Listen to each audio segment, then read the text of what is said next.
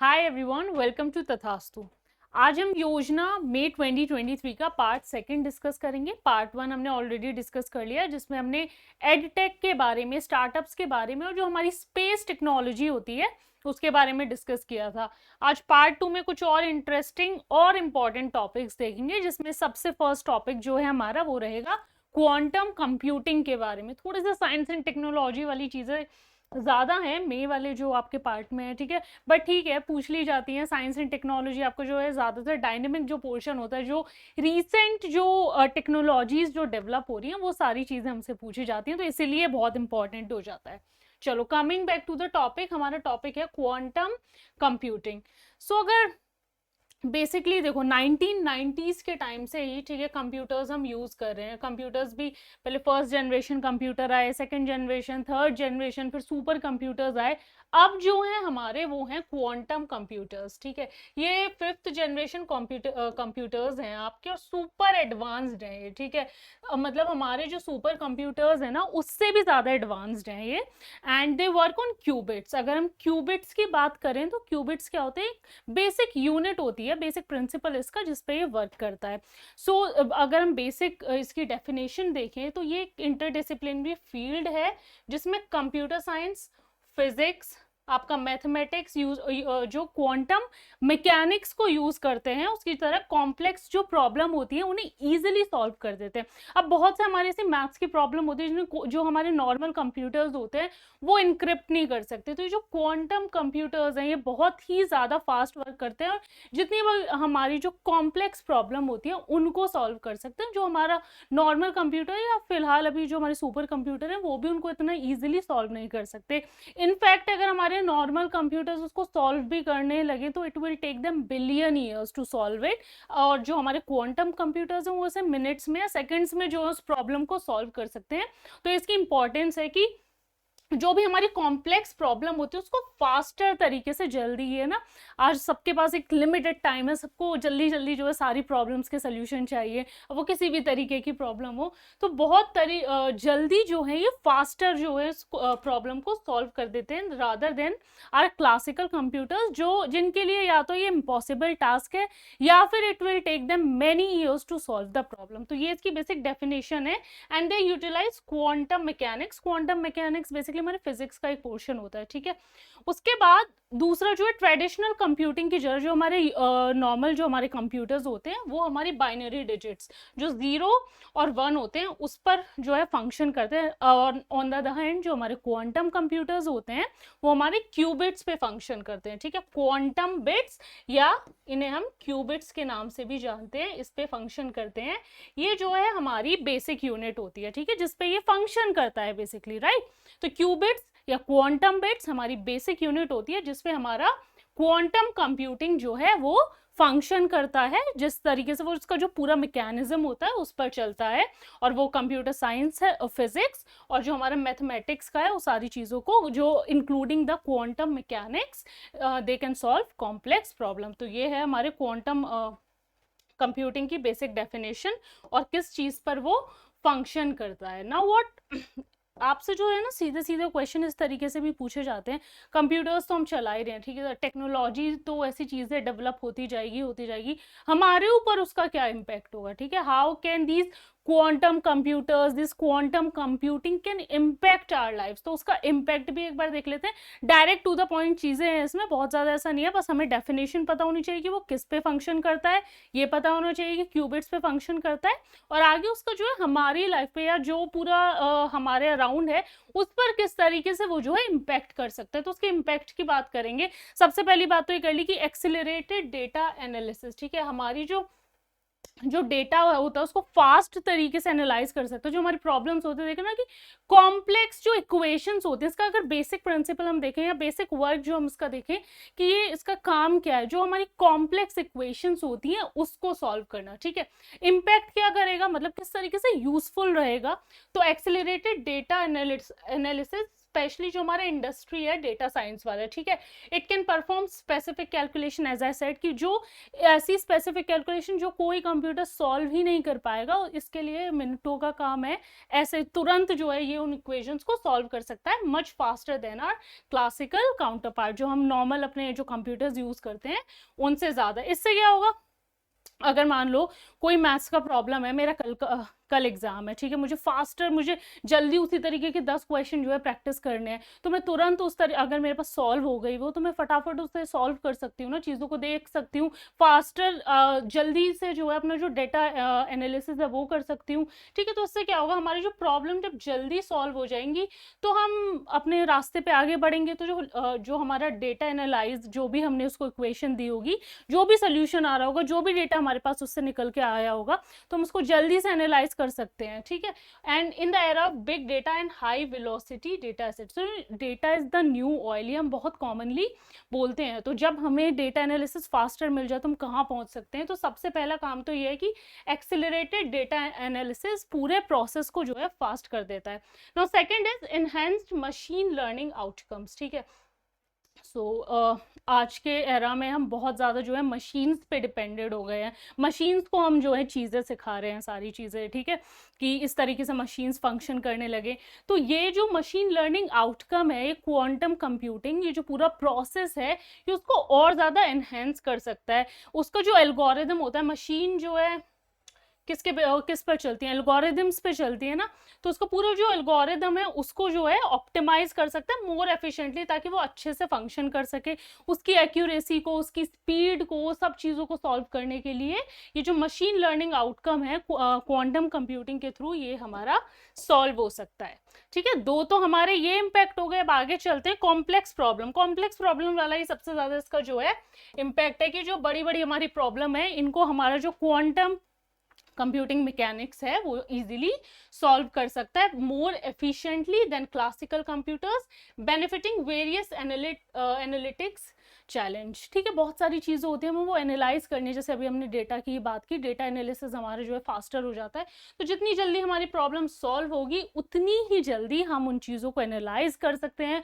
आगे प्रोसेस कर सकते हैं, जो हो सकता है हमें बहुत जल्दी कोई नई डिस्कवरी भी मिल जाए, तो ये सब जो है उस चीज़ में हमारा काम आता है। नेक्स्ट है हमारा boosting industrialisation and related technologies. अब कितनी सारी नई इंडस्ट्रीज हमारे पास आती जा रही हैं, स्पेशली दिस आर्टिफिशियल इंटेलिजेंस से रिलेटेड, ठीक है। तो ये जो है वह उस तरीके की जो इंडस्ट्रियलाइजेशन है उसको और उससे रिलेटेड जो टेक्नोलॉजीज है उनको बूस्ट कर सकता है। जो डिस्ट्रीब्यूटेड कंप्यूटिंग है हमारी, नेटवर्क्स, देन फेडरेटेड लर्निंग हमारी learning, then internet of things, blockchain related technologies, ये वाली जो हमारी सारी एडवांस्ड इंडस्ट्रीज आ रही हैं। स्पेशल इंटरनेट ऑफ थिंग्स क्या होता है, हम जो डिवाइसेज, जो हमारे पास स्मार्ट डिवाइसेज है, हम कुछ बोले और वो तुरंत हमें सारी चीज़ें करके दे देते हैं।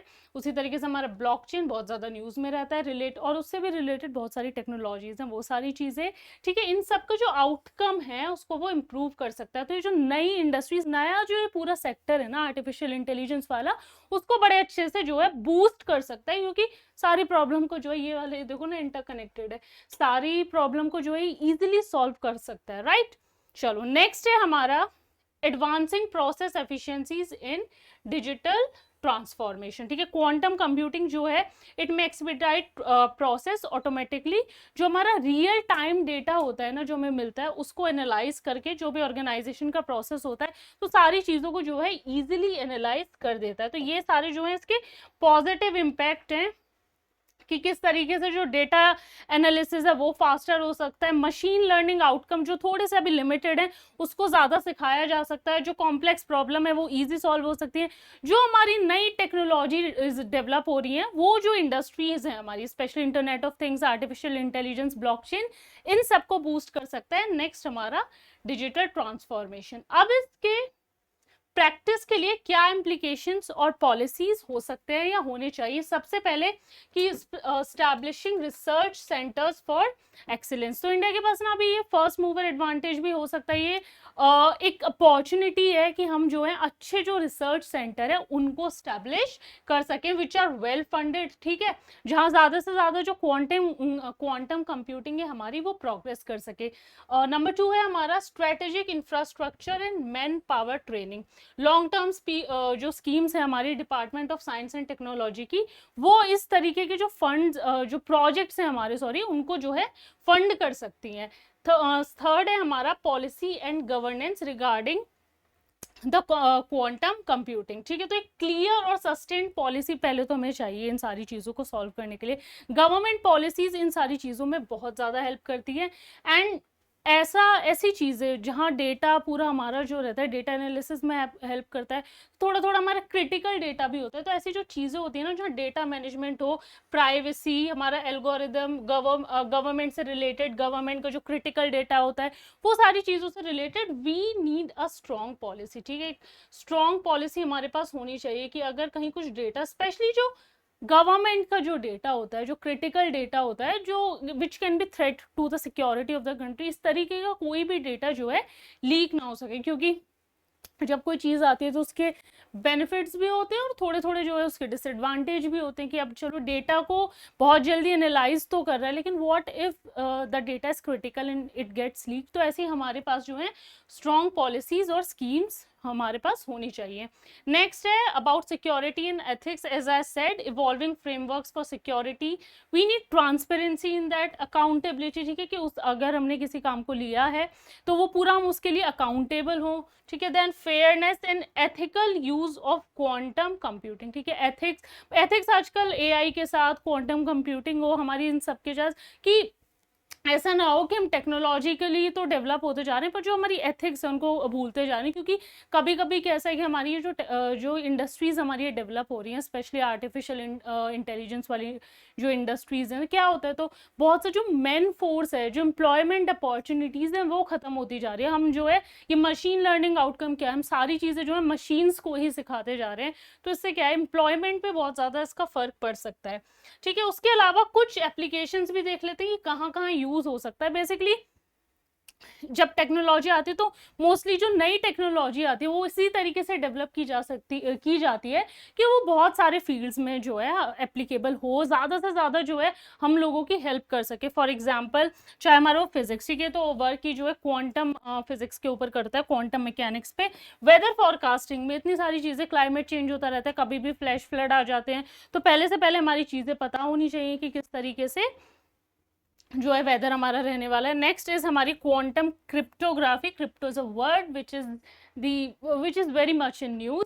उसके बाद होता है हमारा मॉलिक्यूलर मॉडलिंग, आर्टिफिशियल इंटेलिजेंस में बहुत बड़ा रोल प्ले करता है, and then in financial modelling also. तो ये सब इसके एप्लीकेशंस हैं जहाँ पर क्वांटम कंप्यूटिंग जो होती है ना उसको हम यूज कर सकते हैं, और ये थे उसके कुछ impacts.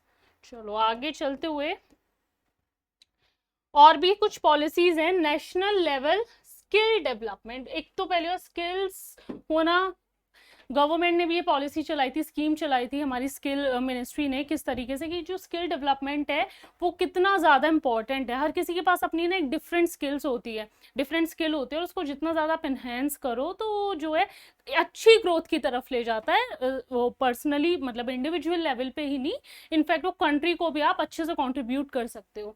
So policy making at national level should focus on consolidating efforts to develop skill, specially जो हमारे डेटा साइंस होता है या डिसीजन साइंस होता है उस सब में, मशीन लर्निंग में, to prepare the young population for the future. Right, कि हम लोग अपनी स्किल्स को इस तरीके से डेवलप करें कि उसको हम अच्छे से कंट्रीब्यूट कर सकें, चाहे वो हमारे खुद के पर्सनल ग्रोथ पे हो या फिर हमारे प्रोफेशनल ग्रोथ, हमारी कंट्री की तरफ जो हम उसे कंट्रीब्यूट कर सकें अच्छी चीज़ों में। नेक्स्ट है हमारा advancement in health care and biomedical research. जो क्वांटम कंप्यूटिंग है it can help the digital health care. ठीक है, कि डिजिटल हेल्थ केयर जो हमारा वर्ड है बहुत ही ज़्यादा न्यूज़ में रहता है, कि एक तो डिजिटल टेक्नोलॉजी, सारी चीज़ें जो हैं डिजिटाइज्ड हो गई हैं, किस तरीके से हमारे पास जो है स्मार्ट वियरिंग डिवाइसेस हैं जिससे हम अपनी हार्ट बीट, अपना ब्लड प्रेशर, ये सब जो है ट्रैक कर सकते हैं। तो जो हमारा डिजिटल हेल्थ केयर आया है उसमें जो क्वांटम कंप्यूटिंग है वो भी थोड़ा सा कंट्रीब्यूट कर सकता है। Even in are biomedical research, अगर कोई इक्वेशन ऐसी यहाँ भी है कि जो सॉल्व नहीं हो रही, कुछ कॉम्प्लेक्स चीज़ें हैं, तो उनको ये क्वांटम कंप्यूटर हमारा रीड कर सकता है। नेक्स्ट इज सपोर्टिंग, ये सब गवर्नमेंट की बात हो रही है कि किस तरीके से जो गवर्नमेंट की पॉलिसीज हैं वो सपोर्ट कर सकती हैं। फिर आते हैं अगर कुछ इस तरीके के स्टार्टअप्स हैं, ठीक है, स्टार्टअप कल्चर इतना ज़्यादा है पढ़ा था भी हमने अपने फर्स्ट पार्ट में। तो स्टार्टअप कल्चर इतना ज़्यादा है कि क्वांटम कंप्यूटिंग के जो भी स्टार्टअप हैं तो गवर्नमेंट कैन सपोर्ट इट, ठीक है। इनिशियल स्टेज पे आपको सपोर्ट मिलेगा, देन यू कैन डेवलप, कुछ गुड रिसर्च निकल के आएगी, कुछ अच्छा डेटा जो है वो एनालाइज होकर आएगा, तो then government can also support these startups. Now ये बात हो गई हमारा किस तरीके का इम्पैक्ट होगा या किस तरीके की जो है हमारी पॉलिसीज हो सकती हैं। So how can we conclude it. Conclusion जो है, जब आप मेंस में अपना आंसर लिखते हो ना, तो एक बहुत इंपॉर्टेंट पार्ट होता है कि आपको कंक्लूजन भी थोड़ा रेलिवेंट लिखना चाहिए, नहीं कि जो पूरी चीज़ें लिखी उसको रिपीट कहीं ना कहीं कर दिया। तो कंक्लूजन, एक अच्छा सा कंक्लूजन अगर आप लिखोगे तो उससे आपके डेफिनेटली मार्क्स बढ़ते हैं। तो क्वांटम कंप्यूटिंग की ही हम बात कर रहे हैं। It holds the key to leverage information assets within and outside organisation in the long term, ठीक है। किस तरीके से जो पूरा डेटा है, पूरी जो इन्फॉर्मेशन है, ऑर्गेनाइजेशन के अंदर और उसके बाहर जो है लॉन्ग टर्म की हम बात कर रहे हैं। अभी तो खैर डेवलप होना बहुत ही नेसेंट स्टेज पे है, ये जब डेवलप होना स्टार्ट हुआ है, तो किस तरीके से हम लॉन्ग टर्म में इसको हेल्प कर सकते हैं, उस इंफॉर्मेशन को डिकोड करने के लिए, लेवरेज करने के लिए, ज़्यादा से ज़्यादा जो है उसके बारे में जानने के लिए। And hence the government must prioritise this domain to drive future advancement, ठीक है। गवर्नमेंट को ये सारी चीज़ें तो करनी चाहिए, उसके साथ साथ थोड़ा प्रायोरिटी पे भी सेक्टर को रखना चाहिए, बिकॉज ठीक है डेटा एनालिसिस फास्ट हो जाएगा, हमारी बहुत सारी चीज़ों को हम ईजिली सॉल्व कर पाएंगे। हर फील्ड में तो हम कॉन्ट्रीब्यूट कर पा रहे हैं, चाहे वो स्किल डेवलपमेंट हो, हेल्थ केयर हो, ठीक है, सारी चीज़ें तो हम जो है कॉन्ट्रीब्यूट कर ही पा रहे हैं। तो government should make it a priority. तो ये था हमारा क्वांटम कंप्यूटिंग के बारे में। नेक्स्ट आ जाता है हमारा एआई चैटबॉट्स, ठीक है। चैटबॉट्स फ्यूचर एंड उसके जो है चैलेंजेस क्या रहेंगे, तो ये टॉपिक नंबर 2 है। अगर एआई की हम डेफिनेशन की बात करें तो कोडेड प्रोग्राम्स होते हैं या फिर एप्लीकेशन इक्विप्ड विद डेटाबेस। तो ये तो बड़ी ही एक फॉर्मल सी डेफिनेशन हो गई। अगर हम सिंपल टर्म्स में समझे तो एआई क्या होता है। एआई होता है कि आपने अगर कोई वेबसाइट खोली और साइट से एक पॉपअप आया, hi how may I help you, ये होते हैं चैटबॉट्स, ठीक है। या फिर आपने किसी इंस्टीट्यूशन को, किसी जो ऑर्गेनाइजेशन है उसको मैसेज किया हेलो, और उधर से कोई आपको डायरेक्ट व्हाट्सएप अगर आपने किया और उधर से डायरेक्टली आपको ये मैसेज ड्रॉप हुआ, thank you for contacting us, we will get back to you again. इस तरीके से ये जो होते हैं, ये होते हैं बेसिकली चैटबॉट्स, अगर हम सिंपल टर्म्स में इनकी बात करें। और अगर डेफिनेशन में बात करें तो भाई कोडेड प्रोग्राम, कोडिंग के थ्रू बनते हैं सारी चीज़ें, राइट। एंड ऐसी एप्लीकेशंस, ऐसे ऐप्स जो डेटा, जिनका जो डेटा है वो प्री एग्जिस्टिंग रिस्पॉन्स, इनको ना फीड किया जाता है पहले से ही रिस्पॉन्स, कि आपके पास कोई भी मैसेज आ रहा है तो आपको बस तभी तो आप उसको हाय भेजो, हेलो भेजो, कुछ भी भेज दो, हैप्पी बर्थडे भेज दो, तो आपके पास एक ही प्री एग्जिस्टिंग रिस्पॉन्स आएगा, थैंक यू फॉर कॉन्टेक्टिंग अस। इस तरीके का जो है डेटा इनको पहले से फीड किया जाता है। इनके पास बड़ी लिमिटेड नॉलेज, ठीक है। तो आप तो कुछ भी बोल रहे हो पर आ रहा है आपके पास उधर से थैंक यू सो मच, तो नॉलेज जो होती है वो लिमिटेड होती है। And it enables them to perform specific tasks। Specific task है कि अगर हम कांटेक्ट करें ना, कभी कभी मुश्किल हो जाता है, ह्यूमनली इम्पॉसिबल हो जाता है कि हर कोई जो आपके कॉल्स आंसर करे, तो इसलिए चैटबॉट्स होते हैं कि ठीक है आप उनका वेबसाइट विजिट कर रहे हो, उनके इंस्टीट्यूशन को कांटेक्ट करने की कोशिश कर रहे हो, तो ये जो है उनके बिहाफ पे आपसे कांटेक्ट कर लेते हैं कि भाई रूड ना लगे, आपने जो है रिप्लाई किया है, ठीक है। तो इस तरीके से ये हमारा, अगर हम सिंपल टर्म्स में समझे, ये है हमारे एआई चैटबॉट्स। अब इसकी कुछ लिमिटेशंस भी हैं जो हमारे पास एग्जिस्ट करते हैं। जैसे अभी मैंने बात की ना, आप उसको कुछ भी रिस्पॉन्स भेजो तो लिमिटेड नॉलेज है उसके पास, ठीक है, बहुत ज़्यादा नॉलेज है नहीं कि आपने क्वेश्चन कुछ भी पूछा है, आपके पास उधर से एक ही सिंगल रिस्पॉन्स आ रहा है। तो ये इसकी सबसे बड़ी लिमिटेशन है कि they are unable to handle complex question, ठीक है। अगर आपने कुछ और पूछ लिया, सपोज किसी को मैसेज किया, वहां से आया थैंक यू, बट आपने सेकंड क्वेश्चन ये पूछ लिया कि at what time can I visit you, ठीक है, तभी भी आपके पास जो यही रिप्लाई आ रहा है, थैंक यू फॉर कॉन्टेक्टिंग अस, ठीक है। तो इनके पास जो कॉम्प्लेक्स क्वेश्चन अगर आप पूछ लेते हो, उसके लिए तो कॉम्प्लेक्स ही हो गया, ठीक है, इस तरीके से। तो जो उसके डेटा को फीड ही नहीं किया गया, तो उसका जो है आंसर वो जो इनअप्रोप्रिएट रिस्पॉन्स देते हैं, क्योंकि थैंक यू उस चीज़ का अगर आपने कुछ पूछा है तो लेना देना है नहीं। तो ये इसकी सबसे बड़ी लिमिटेशन है अब तक की, बड़ा ही लिमिटेड सी नॉलेज है इसके पास। अब थर्ड अगर हम इसकी बात करेंगे तो धीरे धीरे जो हमारी टेक्नोलॉजी है वो डेवलप हो रही है, राइट। तो उसी तरीके से एआई इतना ज़्यादा हॉट टर्म है ना, हर चीज़ में आप लगा रहे हो आजकल की एआई से बनी है, या एआई के थ्रू आप ये कर सकते हो, वो कर सकते हो, ठीक है, सारी चीज़ें जो है आप सॉल्व कर सकते हो, अपना कंटेंट बना सकते हो, कुछ भी कर सकते हो, राइट। तो उसी तरीके से जो हमारा चैटबॉट्स भी हैं, उनके लिए भी आर्टिफिशियल इंटेलिजेंस की यूज़ की जा रही है, जो थोड़े से एडवांस लेवल पे होने वाले हैं। ये वाले कैसे हैं, तो बेसिक हैं, ठीक है, वेबसाइट खोल रहे हो, how may I help you, कुछ भी आ रहा है तो उसके पास लिमिटेड सी जो है वो आपको नॉलेज प्रोवाइड कर रहा है। पर अब ये जो है एडवांस हो गया। जो न्यू एज चैटबॉट्स हैं, ठीक है, ये आर्टिफिशियल इंटेलिजेंस और नेचुरल लैंग्वेज प्रोसेसिंग का यूज़ करके कोशिश करते हैं कि हम ह्यूमन लाइक कॉन्वर्जेशन कर सके, ठीक है। अगर आप उसको बोल रहे हो हैप्पी बर्थडे, तो थैंक यू उसका डायरेक्टली इस तरीके से रिप्लाई ना करें, थैंक यू फॉर कॉन्टेक्टिंग अस, एक ह्यूमन लाइक कॉन्वर्जेशन बन सके वो पूरा प्रॉपर। तो ये अब हमारा डेवलप किया जा रहा है advanced AI chatbots and specifically for automating जो हमारी कस्टमर क्वेरीज होती हैं, इंटरेक्शन, जो भी हम कुछ भी पूछते हैं, जैसे अभी बात की हमने फॉर एग्जांपल लिया था कि when can I visit you, at what time can I visit you, और रिस्पॉन्स वही आता है। तो अब इस तरीके से बनाए जा रहे हैं कि जो भी कस्टमर की क्वेरीज होती हैं या इंटरेक्शन हो रहा है, उनका कोई भी जो है इनअप्रोप्रिएट रिस्पॉन्स ना जाए, जो रिलेटेड है वही रिस्पॉन्स जाना चाहिए।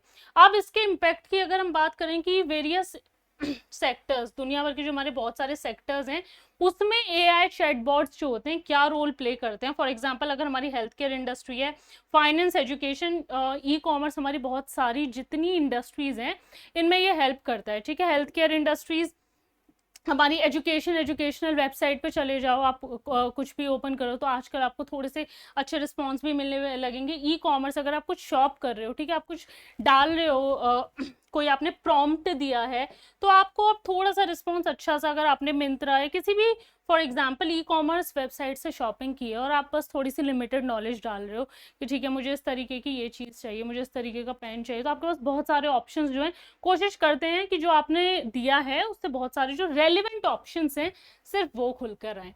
और हेल्थ केयर की अगर हम बात करें तो हेल्थ केयर में जो चैटबॉट्स हैं, they are offering 24/7 assistance to patients, making basic health care more accessible and reducing workload, ठीक है। हमारे हेल्थ केयर सिस्टम के पास इतना ओवरबर्डन है, इतना सारा जो है वर्कलोड है, तो अब धीरे धीरे अगर टेक्नोलॉजी हमारे पास है तो उस टेक्नोलॉजी को हम इस तरीके से यूज़ करें कि वो अच्छे कामों के लिए, ठीक है, उनका वर्कलोड, हमारा खुद का टाइम बच रहा है। इनफैक्ट ये नहीं है ना, स्पेशली रूरल एरियाज़ में जो लोग होते हैं, अभी भी बहुत सी जगह ऐसी हैं जहाँ ट्रांसपोर्टेशन सिस्टम उतना ज़्यादा अच्छा नहीं है, ठीक है। तो ये एआई चैटबॉट्स हेल्प कर सकते हैं हमारे हेल्थ केयर सेक्टर में कि अगर हमने कुछ प्रॉम्प्ट दिया है, कुछ चीज़ें हमने पूछी हैं, तो वहाँ से हमारे पास जो है अप्रोशिएट रिस्पॉन्स आ रहा है, ठीक है। तो ये हमारे हेल्थ केयर सेक्टर में भी जो है इंपॉर्टेंट रोल प्ले करते हैं। फिर आते हैं हमारे customer service chatbots, they can be effectively use for handling customer queries, ठीक है, अक्रॉस सेक्टर्स।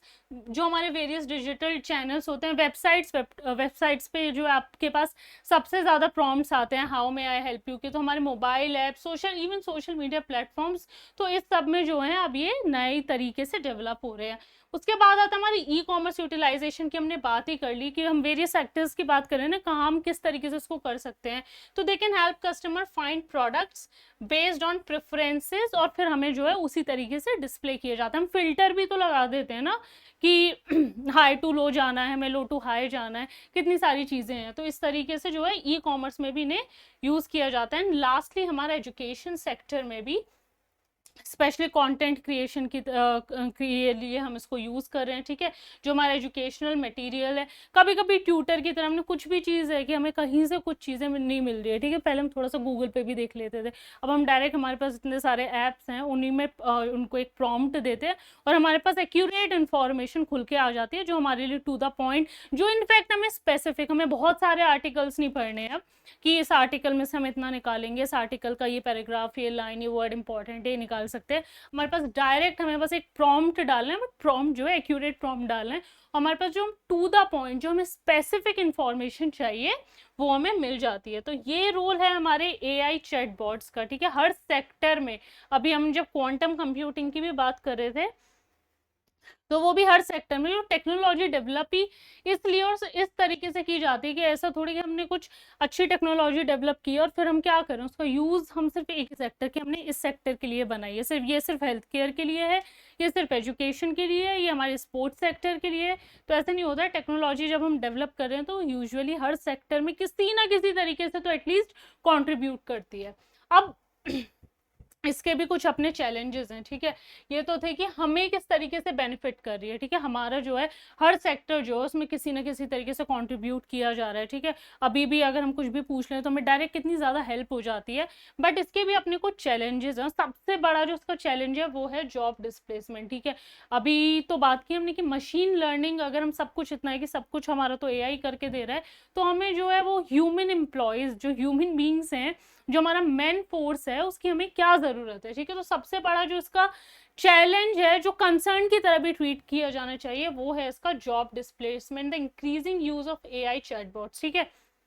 अभी हम जब कॉल करते हैं कस्टमर सर्विस केयर में, अब धीरे धीरे जब वो सारी चीज़ें इस तरीके से चली जाएंगी एआई चैटबॉट, तो जो ह्यूमन वर्कफोर्स होगा उसकी तो एम्प्लॉयमेंट खत्म ही हो जाएगी, ज़रूरत नहीं होगी। तो ये बहुत बड़ा एक कंसर्न है, ठीक है। इट में result in job losses and it can replace human labour. बहुत सारे ऐसे टास्क हैं कि सारी चीज़ें जो क्वेरी आ रही है, हम मशीन को ही सब कुछ सिखा देते हैं, enhance machine learning, quantum computers भी यूज़ कर लेंगे, सारी चीज़ें हम जो है मशीन को ही सिखा देते हैं कि कोई भी प्रॉम्प्ट आता है, कोई भी तरीके का डेटा आता है, तो क्या हो, जो ह्यूमन लेबर है वो खत्म ही कर देते हैं, सब कुछ जो है हमारा जो है मशीन ही सॉल्व कर देगी। तो पहला मेजर कंसर्न और चैलेंज दोनों ये है।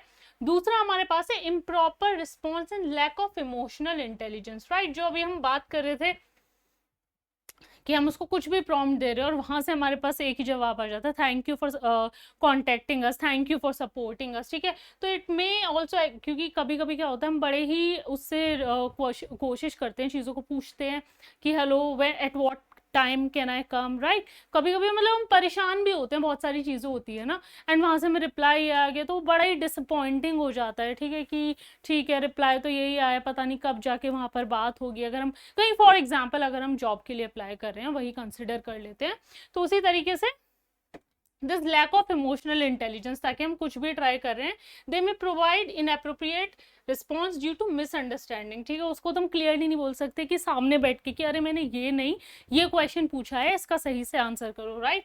And lack of emotional intelligence and lack of empathy, क्योंकि वो तो मशीन है, ठीक है। मशीन को सिर्फ हम जो है डेटा फीड कर रहे हैं, वहां से वो हमें जो है रिस्पॉन्स दे रहा है। थर्ड आ जाते हैं हमारे प्राइवेसी एंड एथिकल इश्यूज, दे में compromise user privacy, raising ethical concern, ठीक है। बार बार जो ये वाली बात होती है, data is the new oil, ठीक है। हमारी जो प्राइवेसी, राइट टू प्राइवेसी के लिए हम इतना ज़्यादा फाइट करते हैं, अपना जो डेटा है, हमारा जो पर्सनल डेटा है, उसको बचाने के लिए हम इतना ज़्यादा जो है फाइट करते हैं कि भाई हमें कहीं भी हमारे जो है पर्सनल डेटा, कभी भी हम अपनी पर्सनल डिटेल्स कहीं भी एंटर कर रहे होंगे ना, तो हर किसी के दिमाग में एक मतलब चाहे मिली सेकेंड के लिए आए, एक थॉट ज़रूर आता है कि हम जो अपना सारा जो है पर्सनल डेटा जो है एंटर कर रहे हैं, अपनी जो है बैंक स्टेटमेंट हम कभी शेयर करते हैं, तो हम सारी चीज़ें कंसिडर करते हैं कि करनी चाहिए नहीं करनी चाहिए। तो यही है कि जो चीज़ें हैं, प्राइवेसी है, प्राइवेसी कभी कभी जो है हमारी वो कॉम्प्रोमाइज़ हो सकती है, it especially regarding our data usage. Next is over dependence on technology. अब हम टेक्नोलॉजी पे इतना डिपेंड हो जाए किसी भी चीज़ पे, अगर हम बहुत ज़्यादा ओवर डिपेंडेंट हो जाएंगे तो जो हमारी नॉर्मल फंक्शनिंग है वो तो ख़त्म हो जाएगी, ठीक है। अगर हम ओवर डिपेंडेंट हो जाएंगे चैटबॉट्स पे, सब कुछ मशीन को ही सिखा दिया, ह्यूमन वर्कफोर्स को जो है जॉब से निकाल दिया, तो वो भी एक अच्छी बात नहीं है। अगर ओवर डिपेंडेंट हो जाएंगे, मशीन ख़राब हो गई तो पूरा सिस्टम रुक जाएगा। तो किसी भी चीज़ पे जो है हमें ओवर डिपेंडेंट नहीं होना है। Now, how can we conclude this?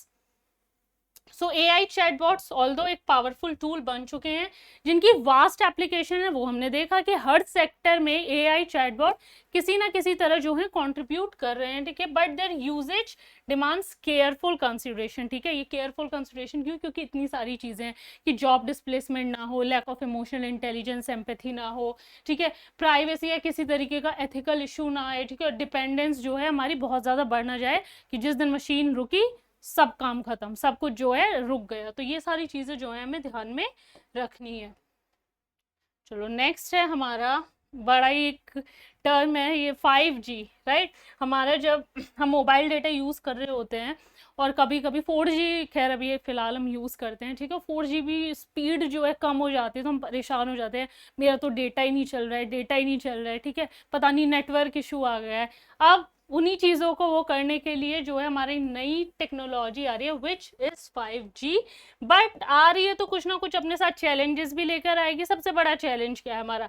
Cyber security challenge. ऐसे ही थोड़ी बोला जा रहा है आज के वर्ल्ड में, क्योंकि वर्ल्ड वॉर्स जो वॉर्स होते थे वो बहुत ज़्यादा पहले होते थे। हालांकि अभी चलो रशिया यूक्रेन का चल रहा है एक अपना, अदरवाइज जो सारी वॉर होती है ना आजकल वो डेटा के अराउंड ही रिवॉल्व करती है। क्योंकि अगर आप किसी कंट्री का जो क्रिटिकल डेटा है वही स्टील कर लो, वही चुरा लो, तो उस कंट्री के लिए कितना बड़ा जो है सिक्योरिटी, जिसका स्टील किया गया डेटा, चुराया गया, उसके लिए कितना जो है सिक्योरिटी थ्रेट बन जाता है। ठीक है, तो ये सारी चीज़ें जो है हमारे साइबर सिक्योरिटी चैलेंजेस में आती है।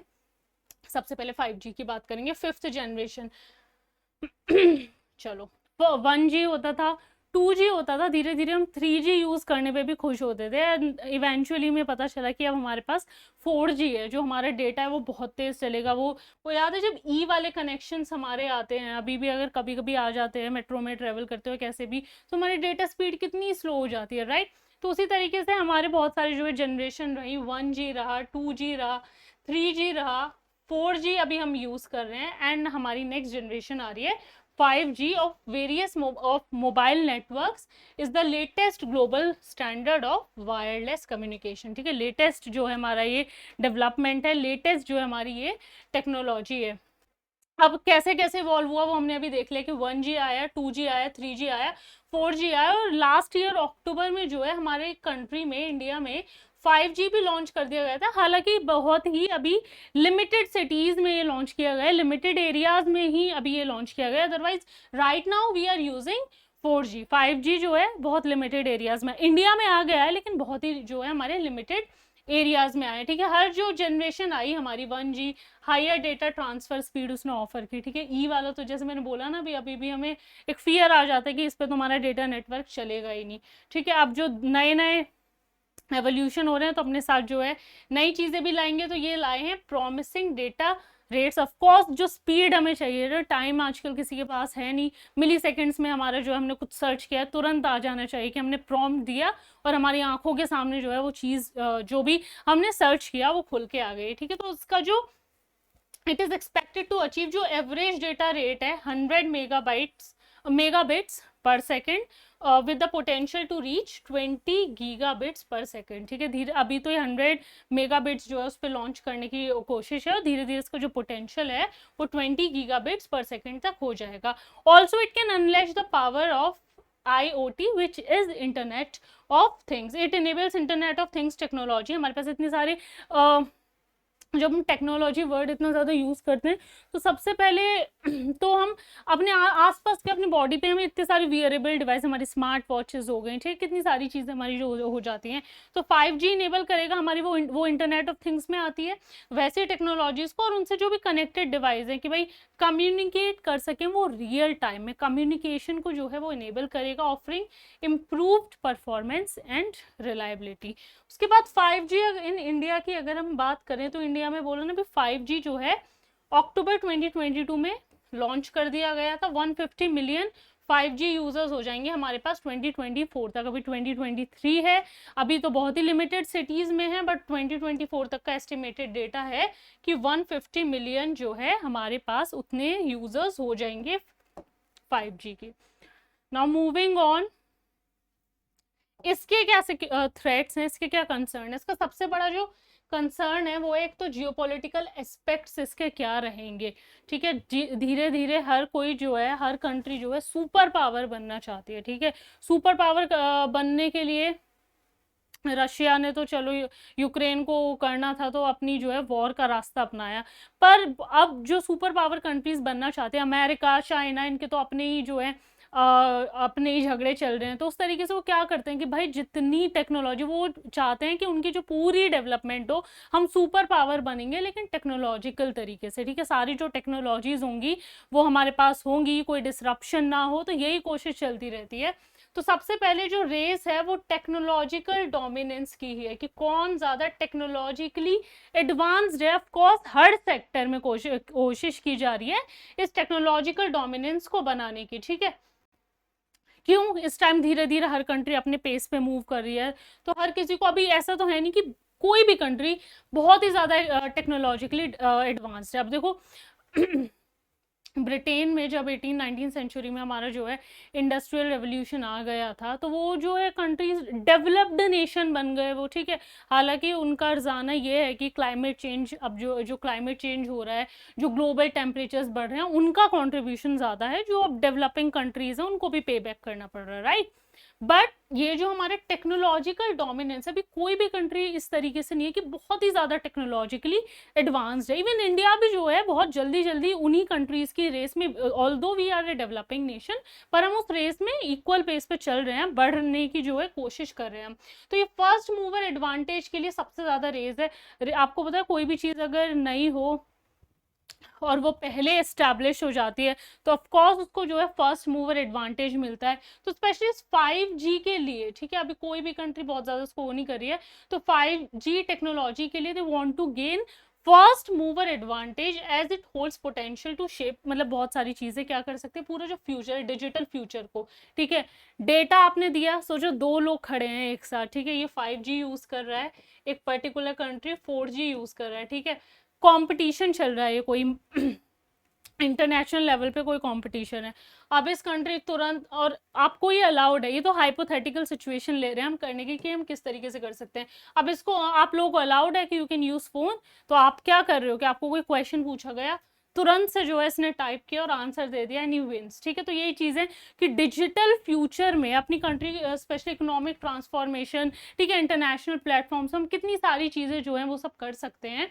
तो उन सब चीज़ों के लिए हमें टेक्नोलॉजिकली एडवांस होना पड़ेगा। तो ये जो है पूरी टेक्नोलॉजिकल डोमिनेंस की जो है हमारी रेस चल रही है। उसके बाद आता है कंसर्न अबाउट चाइनाज इन्फ्लुएंस। अब चाइना के इन्फ्लुएंस के लिए हर कोई, हर कंट्री, हर फील्ड में कंसर्न है, चाहे चाइना का BRI इनिशिएटिव रहा हो, चाहे चाइना से रिलेटेड कोविड के इश्यूज रहे हो, ठीक है, डिस्प्यूट्स रहे हो, चाहे अब हमारे 5G वाले, क्यों, क्योंकि दे आर एप्रीहेंशंस किस चीज़ के, कि चाइना क्या कर सकता है ना, एक कैसे कर सकते हैं कि जो उसका कॉम्पिटिटर है उससे कम रेट्स पे इसको कमर्शियलाइज कर सकता है पूरा 5G को, कैसे, जो कॉम्पिटिटर है उससे कम रेट्स पे जो है डेटा को ऑफर करके, ठीक है। It might misuse 5G technology by accessing and then, मतलब अगर वो कम रेट में करके जो पूरा 5G है उसको कमर्शियलाइज करने की जो चाइनीज टेलीकॉम कंपनीज हैं वो ज़्यादा कोशिश करेंगी, ठीक है। उनके पास सारी जो एक्विजिशन आ गई, तो वो क्या कर सकते हैं, वो इसको वेपनाइज कर सकते हैं, कैसे, कि जो चाइनीज गवर्नमेंट है उनको जो है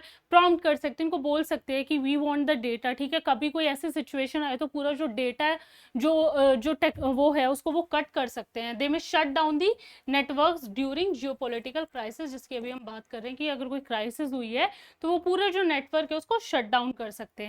नाउ अब चाइना और यूएस के, एज आई सेड, जो है अपने टेंशन है, तो चाइना को काउंटर करने के लिए यूएस अपने जो है अलग से एफर्ट्स ले रहा है। It has to counter Chinese telecom companies, specially 5G market, जब हम 5G की यहाँ पे बात करें, and seeking support from democratic states, बहुत सारे, जैसे ऑस्ट्रेलिया का भी, ये जो अथॉरिटेरियन स्टेट्स हैं, स्पेशली हमारे चाइना, रशियन के डोमिनेंस को काउंटर करने के लिए सिर्फ यूएसए ही नहीं है, और भी कंट्रीज हैं। सजेशन कि हम D10 डेमोक्रेसीज ऑफ 10 बना लेते हैं, जहाँ पे हम जो है टेक्नोलॉजी को, स्पेशली 5G टेक्नोलॉजी को जो है प्रमोट करेंगे। उसी तरीके से जो हमारा क्वाड है, क्वाड मेंबर कंट्रीज कौन कौन सी हैं आप बता दो, कि हमारा वो जो क्वाड है वो भी इनिशिएटिव ले रहा है कि 5G की जो इंटरऑपरेबिलिटी है उसको हम क्या कर सकते हैं, प्रमोट कर सकते हैं, ठीक है। किस लिए, चाइना के डोमिनेंस को जो है काउंटर करने के लिए।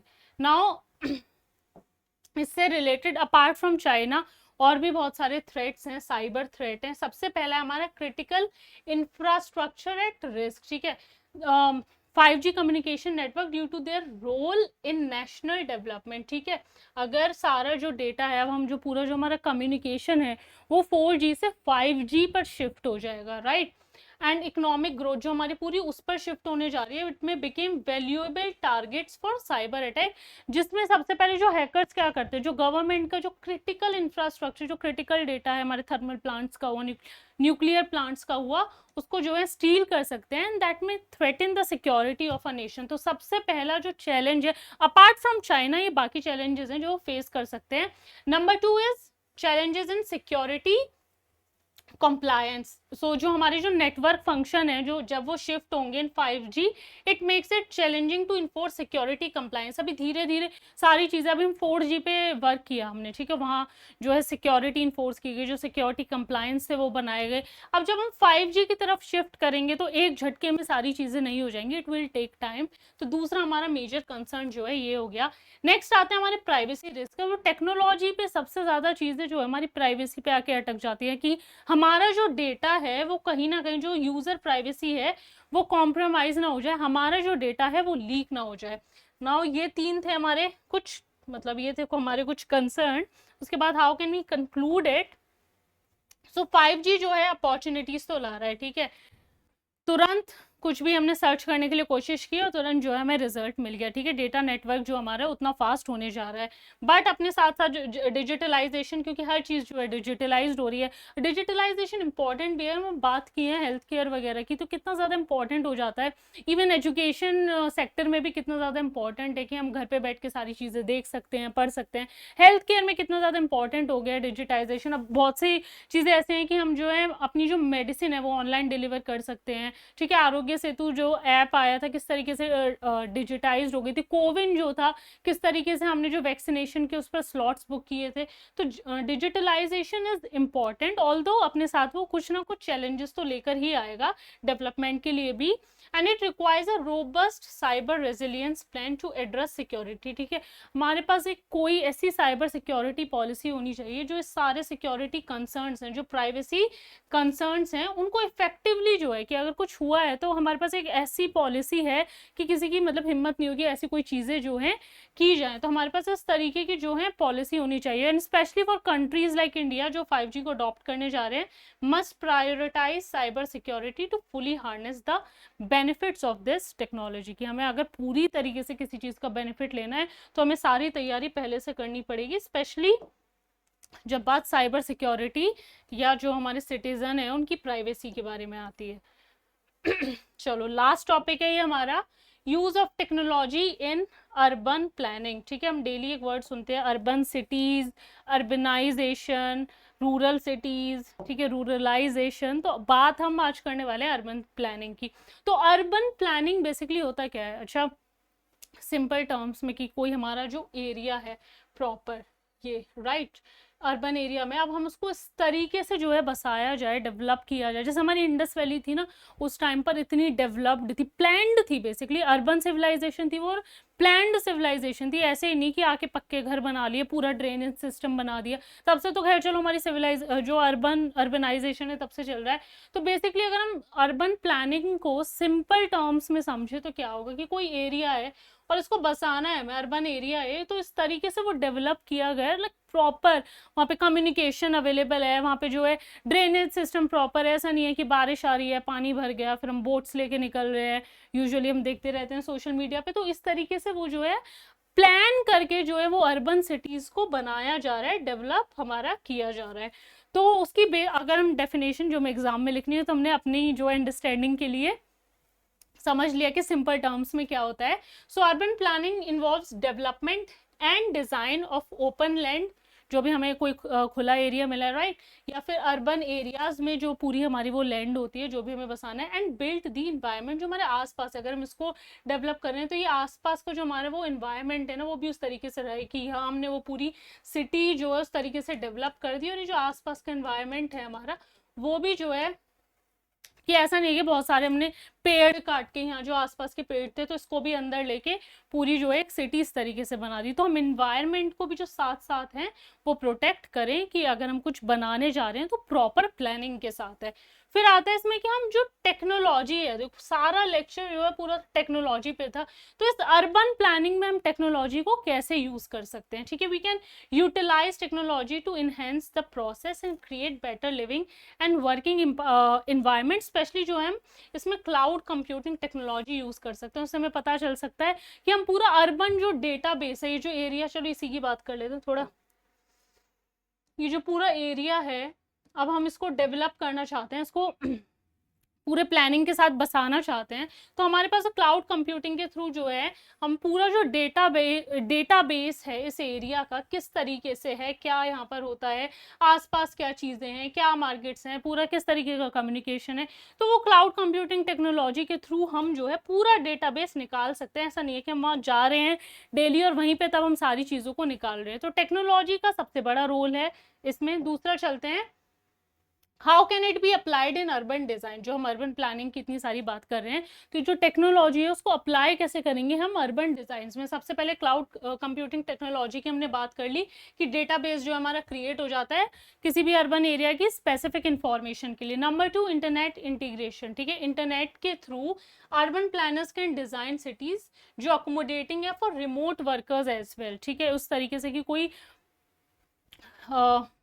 फॉर एग्जाम्पल अगर हम ये लेते हैं कि कोई जो है अपने गांव से जो है शहर में आ रहा है, ठीक है, सबसे पहले क्या देखता है, रहने खाने की जगह। ठीक है, जॉब तो मिल गया है, but what about the living, earning तो हमारी हो गई है, सॉरी, कि वो जो रहने की जगह है वो हमें किस तरीके से मिल सकती है।